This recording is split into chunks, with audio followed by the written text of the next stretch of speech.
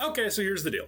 My name is Aristide, I love LCS, and this weekend I won my Clash bracket, so that was actually pretty damn cool. But anyway, I've decided to make a video going over my thoughts on each team going into week 2. Now, I want this to be as quick and easy to digest for new LCS fans as possible, so I'm not going to bog it down too much with real stats or too many specific moments from each game. There are plenty of really amazing content creators who can do that way better than I can. But I will be giving a few more average players' perspectives on teams' performances based almost entirely off vibes and whimsy. So with that said, welcome to a quick look ahead. Call an ambulance! Call an ambulance! But not. Alright, so we're going to start with Dignitas, because I still do think they are probably the last place team, and they did have moments of hope. They did have moments that made me think, hey, maybe this team could do something. XU stealing Baron into Elder back-to-back, pretty damn clutch. He looked pretty good. Photon in Game 2, pretty damn good. Palafox kind of gapping Saint all series, not on my bingo card. The question's going to be, are FBI and Ignar going to be back? If they are, I do think this team probably could be an equally disjointed Sentinels next week. If not, I don't know. They kind of got bot lane kind of got clip farmed by Berserker and Isles, and the team as a whole just seems super lost.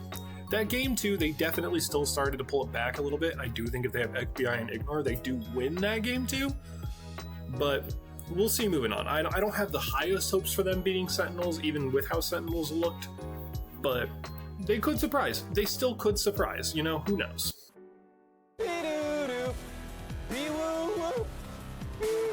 So next up, we actually have their matchup due to how, Swiss format works. We're going to be talking about Sentinels.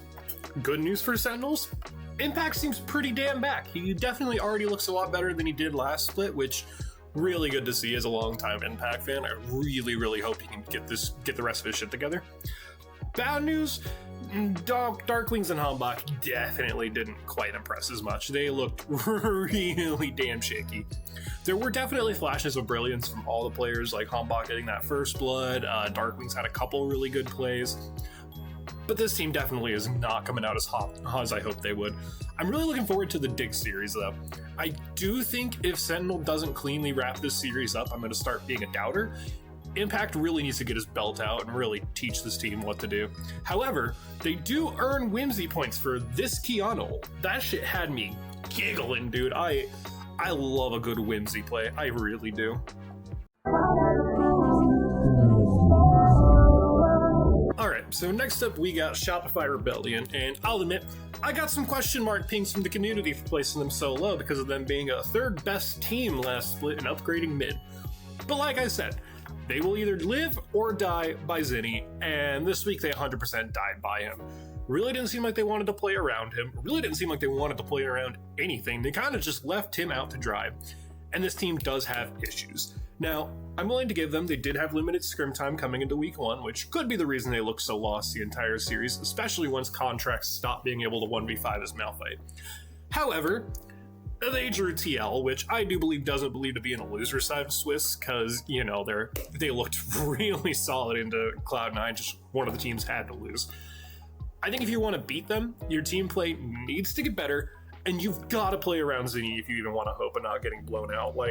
If you don't play around Zinni, I think Quid and Jose Diodo are going to absolutely... So, yeah, they just really need to work on their team play, especially. Dude, let's kill the horse. So next up we got Team Liquid, and somehow despite everything, Team Liquid remains the do nothing and lose champions, and I just can't seem to figure out why. They got an okay lead in Game 1, and then just stopped playing everything and fell apart until they got outscaled. And in Game 2, they just had no idea how to claw the way back. Now, that draft definitely was questionable, and Jin, if you're not Masu, is apparently the biggest fucking bait pick ever. But anyway, I do think they will beat Shopify regardless of this, because I do still think they are probably a top 2 team and got unlucky that they drew Cloud9 first. But what I would want to see moving forward is just stronger late games where they play a little bit more together. It really seemed like especially Morgan was not on the same page as everyone. But that could be just because, this team hasn't had a ton of scrim time with him just getting here. They did have Kespa Cup though, which is why I'm a little iffy, but overall, yeah, I just want to see them play a little bit more together in the late game, have a little bit more of a clue of what they want to do to be able to win. I gotta pump those numbers up. Those are rookie numbers in this racket. All right, so heading over to the winner's side of the bracket, we're going to start with Disguised, and holy shit, Sajed is good. This team and Lion do kind of have asterisks next to their wins for me because, you know, the strength of competition. But honestly, you couldn't ask for a better Series 1 from these players. Kryra somehow has huge shoes to fill for the person subbing for him, and I do think if this wasn't a fluke, Sajed will be on a top team next year for sure. However, they're also going against the other super hot rookie team that has the best ADC in the West, so this is going to be a real test for them on how they can do.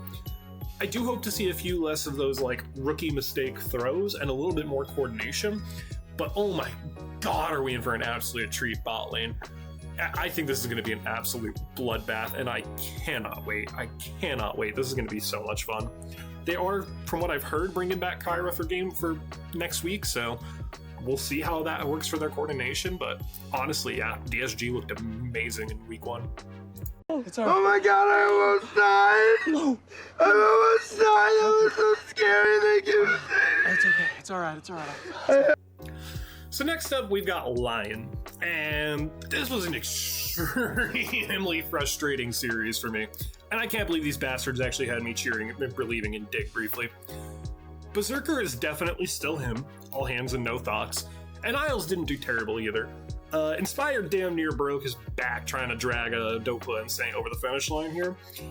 And after game 2, he already looked ready to just lose his absolute mind on the two of them, which as an Inspired hater, I'm pretty happy to see.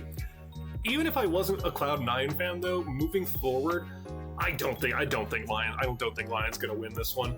Inspired usually has Blabber's number, and Berserker is probably better hands than Sven, but I don't think they're going to have anywhere near the same results they had against Dig. Berserker, when Isles were clip farming them, they're not going to get that against Sven Vulcan, I hope at least. And it really seemed like they just still weren't on the same page. I know it's kind of the theme of the week here, but Lion just didn't seem like they were on the same page at all, and unfortunately for them, Cloud9 kind of looks like they are. So I don't have a lot of high hopes for them. I think if you're going to win, you need to do something about Inspired's mental. You need to do something about Dokler dying in side lanes. You need to get this team off the same page, or you're not going to stand a chance next weekend, 100%. You sly dog! You got me! Believing in FlyQuest. Alright, so now it's finally time to get to talk about FlyQuest, and oh my god, they looked damn good. They looked damn good. But they're also going to get a mini asterisk of it's hard to tell if it was because they were good or because Shopify was bad. One thing I did like, they moved as a unit no matter what though, and although the lack of experienced shot caller was definitely felt towards the end of the game, I do really appreciate they were all still on the same page pretty much no matter what. I don't know what it is about FlyQuest and insane supports though, but they went from any Kyria to any Kyria, so good for them. I'm extremely excited to see them against DSG, but I still don't know if this will be a good test of their actual strength to figure out where they are. Like, I do want to see them against like Cloud9, TL, just to see if they're winning because of strength of competition or if they're winning because they're actually good. However, as previously stated, Masu versus Sajed has me so fucking hyped. I cannot wait. I cannot wait. That's got to be the best part I've ever seen. So it would seem.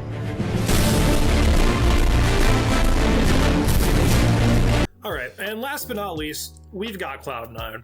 Now, watching Cloud9 go down in gold and actually play to scale and play around their win conditions instead of just slamming their heads in the wall trying to out-hands Team Liquid in a random team fight was such a blessing after so many years of watching them do the opposite.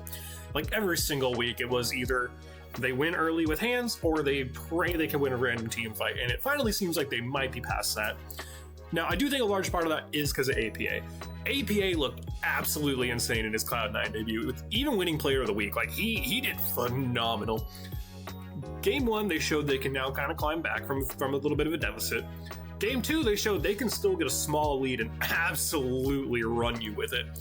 So moving into week 2, my biggest question mark is honestly going to be a mix of drafting and Blabber.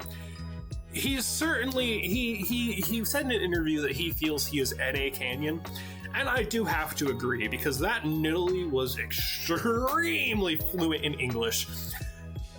I can't with his Nidalee. Now, however, he did have this stat, which is very whimsical and brings me joy, which we all know how I feel about whimsy around here. But for the love of God, just keep him off Nidalee and give this man some agency, dude. I want more J4, more Xin, more Wukong, and just no more Nidalee, dude. Just no more Nidalee. I am begging from the bottom of my heart, please stop picking Nidalee. Looking forward to their team series against Lion. I do think they should win this very easily, especially at the level of play they showed against Team Liquid, if they can keep that up. I think the only way they're really going to lose this is if either Berserker kind of just hard gap Sven and carries everything, or if we draft something absolutely stupid and Blabber loses his mind at a crab to Inspired, at which case Inspired will just run him through like he used to. I do think this is probably going to be one of the more hype matchups of the week, even if Lion's win does have a big asterisk for me. But it'll be a good test to see if Cloud9's win against CL was like legitimate, or if they just got super lucky with a hot win right out the gate. And that pretty much sums up my thoughts on all the teams moving into week 2. I do think overall this has been one of the most exciting week 1s we've ever had, and I don't think we actually have any really bad teams. I think Dirt 2 8 is extremely competitive each other, and even the top teams could get beat if they're caught not locking in. We have a ton of exciting rookies, a ton of exciting storylines building, and I honestly can't wait to see how this is all going to shake out. In the meantime, though, I do stream weekdays on Twitch at 2 p.m. Pacific time, and should be live when this video drops, link in the description. So feel free to stop by and share your thoughts or leave them in the comments on how you think your team did this weekend. Like and subscribe if you like my content, and I hope I'll see you all next time. Be-doo-doo. Be-woo-woo. Be-woo-woo. Boo-doo.